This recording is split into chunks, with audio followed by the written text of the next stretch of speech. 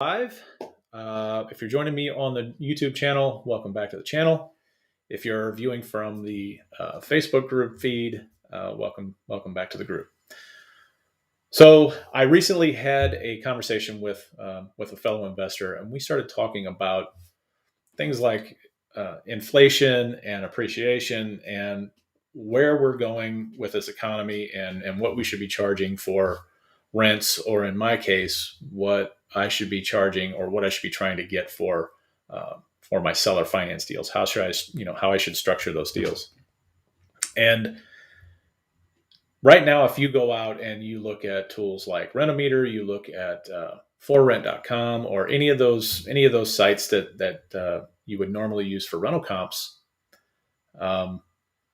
it does seem like, number one, it does seem like rental comps can be all over the place. Like they can be vastly different in any given area. And also, the problem that I have with those rental comps is they don't take into account the property itself. Like you have to dig into it. You have to go in and look at pictures and see if if the property that you're trying to either rent or sell on owner financing, you have to look at the pictures and find out, try and gauge where the quality of your rental or the quality of your house lies there. So what we ended up doing was coming up with a different way of evaluating what rental values should be in a particular area. And we do that based upon median household income.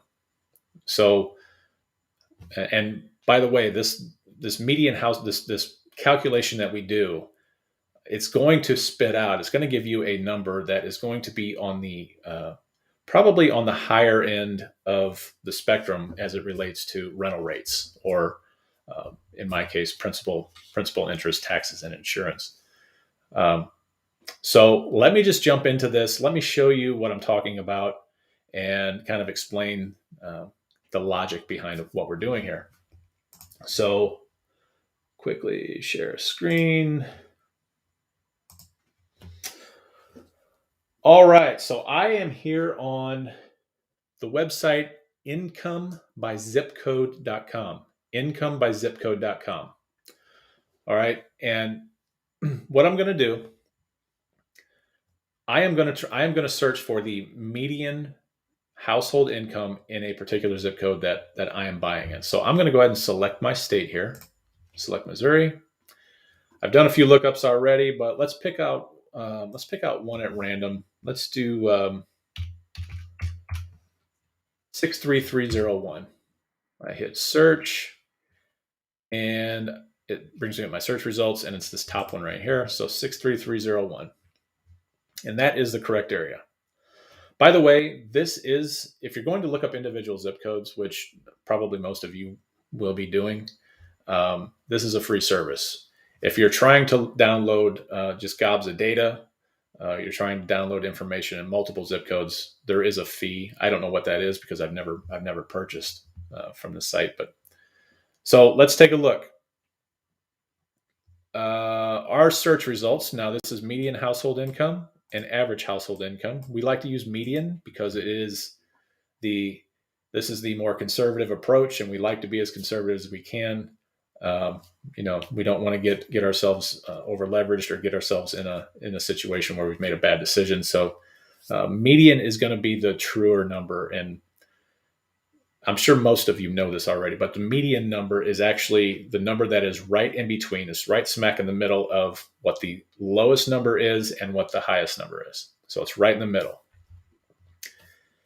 And for this particular zip code, now this is St. Charles. It is just one city that takes up this entire zip code. But some of the results, you're going to have multiple cities in a zip code. You just have to pick the right city where the property is that you're going to buy. In my case, it would be St. Charles. The median income is $68,486 per year. Now that's gross.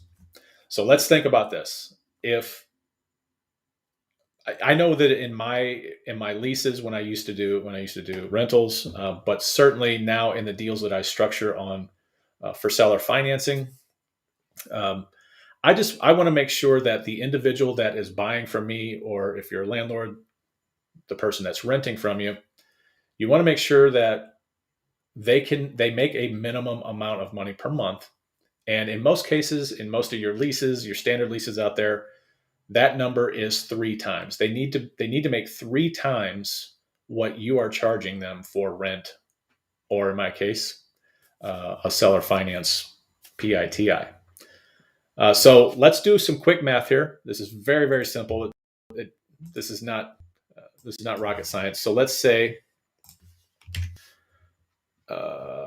it's only sharing. Okay, it's not going to share my calculator, but that's okay. I'll talk it out. So 68,486 per year is the median income in St. Charles. We're going to divide that by 12 for 12 months in a year. So on average, let me take that back. The median, not average, the median household income is $5,707 per month. That is the median income for the city of St. Charles.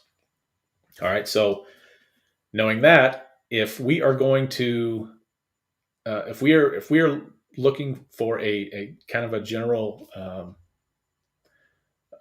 number that we can charge for our rents, all we got to do is figure that, well, we're looking for somebody who makes at least 3 times what we're going to charge for rent. So all we have to do is divide this number by 3.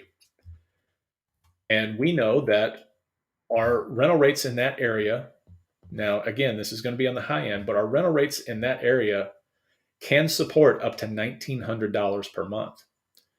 So we are going to we're going to charge accordingly. Okay, so we're going to ask for this amount.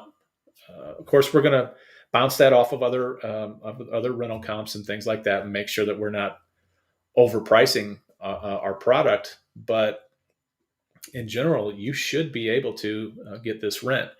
Now, again, this is going to have to be probably a nicer home in that area. If it's going to be some crappy house somewhere that you're going to try and pull this type of rent out of, then it's probably not going to work out. Who knows? Maybe it will. I don't know. But just understand that area, we're looking more for what the area can afford versus what the property itself can afford. And so then we can adjust accordingly. So if I know maybe I have rental comps that come back at $1,500 per month, right? That's the best rental comp I can find. But I'm showing $1,902. I'm probably going to have to adjust my rental rates there a little bit. But at least using this method what the area can support, and that's probably more important than going out and buying a piece of property in an area and expecting to get a certain amount of rent or cash flow off of it, but the area won't support it. So that's why we do this.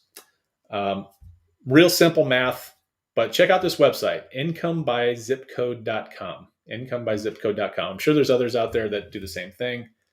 I looked at Melissa data. That's a really common one. They collect a lot of information on Melissa data, but this was just much easier to use.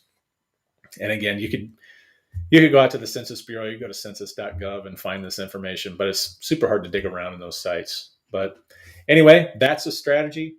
Thanks for joining me. I'll catch you guys on the flip side. Take care.